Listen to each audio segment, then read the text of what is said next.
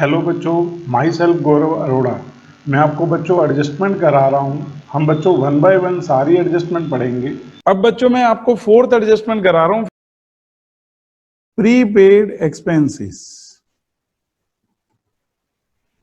बच्चों यहां हमारा जो मतलब है ना, expenses which were paid in advance. आप ऐसे भी कह सकते हो expenses paid but not due, कि वो खर्चा जो हम पे तो कर चुके हैं लेकिन अभी उसकी ड्यू डेट नहीं आई, ड्यू नहीं हुआ। तो जितना भी खर्चा आपका एडवांस है ना बच्चों, उसको प्रीपेड एक्सपेंस कहते हैं।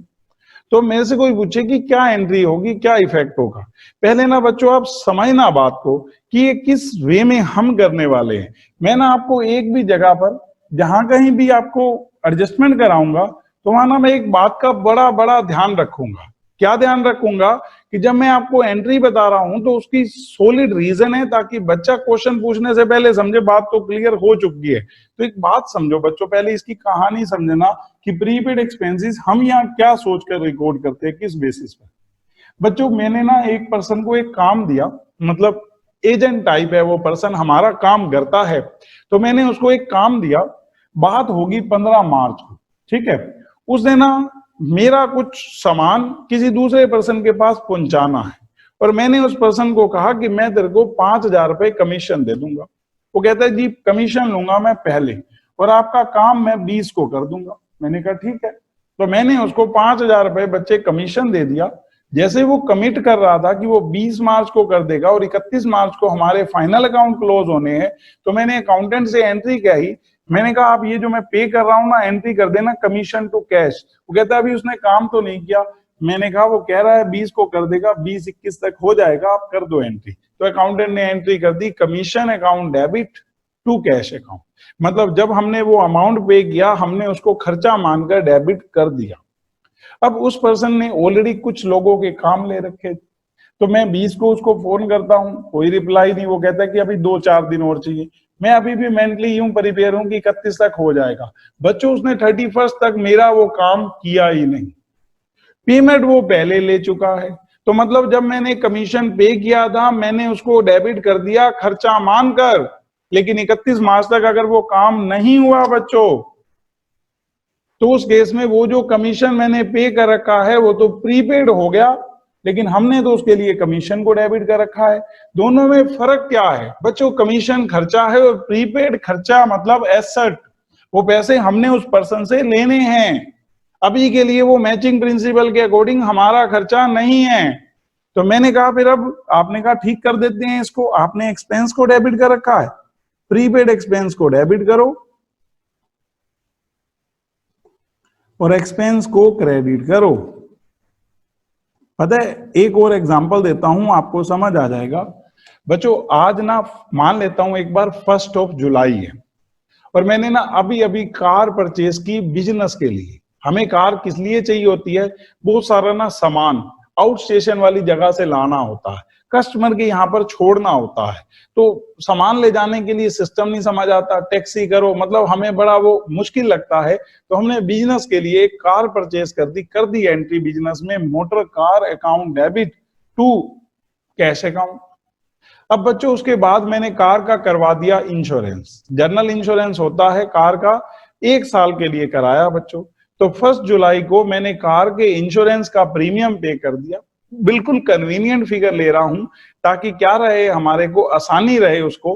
तो मैं उसको एक बार जानबूझकर 12,000 रुपए ले रहा हूं, ताकि पर मंथ का आसानी से 1,000 रुपए बना रहे। तो 12,000 जब मैंने प्रीमियम पे किया, क्योंकि कार का साल का खर्चा हो गया इंश्योरेंस प्रीमियम, तो मैंने एंट्री की insurance premium account debit to cash account. आप कहोगे कार की वैल्यू में क्यों नहीं ऐड किया?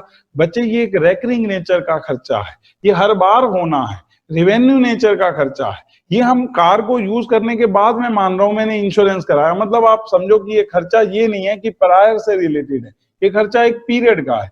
तो बच्चों मैंने इंश्योरेंस प्रीमियम पे कर दिया, चाहे स्टॉक का लगा लो, 1 जुलाई को कराया है। मैंने उस टाइम पे एंट्री कर दी insurance premium account debit to cash account.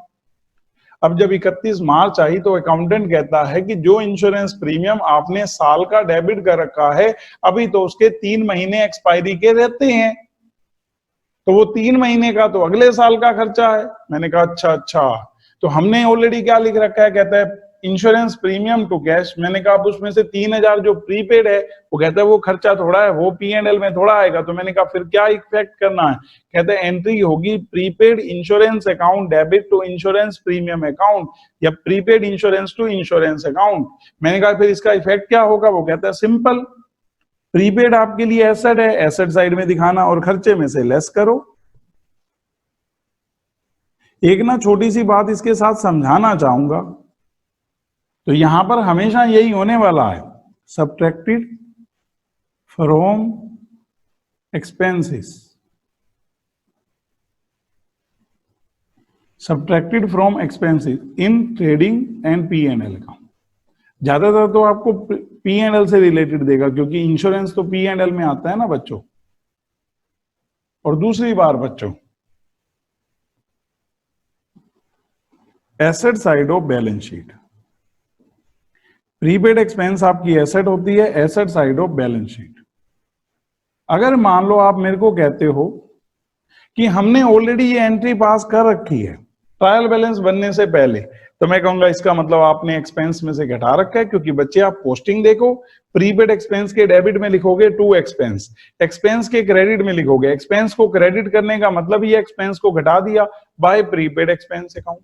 तो एक्सपेंस ऑलरेडी घटा हुआ है, जो डेबिट में बचा हुआ बैलेंस है उसको आप ट्रेडिंग P&L के डेबिट में लिख दोगे। तो सिर्फ प्रीपेड इंश्योरेंस एक्सपेंस का एक ही तो इफेक्ट रहेगा। तो मैंने यहां लिखा if it is in trial balance. अगर बच्चों ये ट्रायल बैलेंस में होता है, if it is in trial balance, तो फिर क्या करेंगे, आप कहोगे asset side of balance sheet. उस केस में ये बैलेंस शीट की एसेट साइड में आएगा। इस वीडियो में बस इतना ही। बाय बच्चों।